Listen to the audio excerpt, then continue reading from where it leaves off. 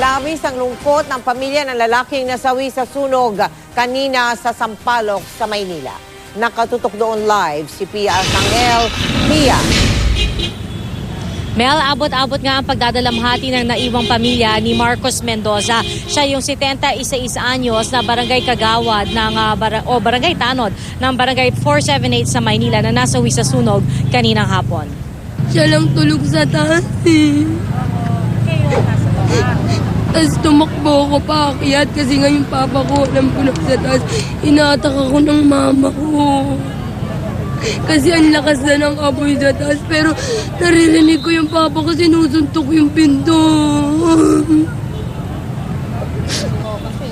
Tila hindi maubos ang luha ng anak na babae ni Mendoza na si Sheila Marie. Habang pilit inaapula ng mga bomberong apoy, nasa isang gilid ng kalsada si Sheila. Hindi niya matanggap ang sinapit ng kanyang ama. Ang asawa naman ni Mendoza na naroon din sa bahay na mangyari ang sunog na abutan namin sa kalapit na health center ng barangay. Tumanggi muna siyang magbigay ng pahayag. Kwento naman ng kanyang mga kapitbahay, kagagaling lang sa sakit ni Mendoza. Kailan lang daw ay nagpagamot si Mendoza dahil sa sakit sa puso. Ay naman kay Barangay Kagawad Mito Salazar, hanggang sa huli, isa si Mendoza sa mga pinakamasipag na tanod nila. Active naman siya. Well, nandyan siya palagi, active siya. Ang problema niya, palagi siyang ang masama sa kasi ngayon, puyat. Yun na yata ang binawal sa kanya ng doktor.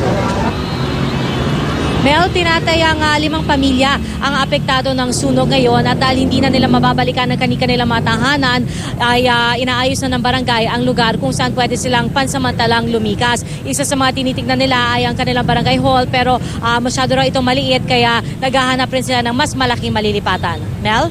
Maraming salamat sa iyo, Pia Arcangel.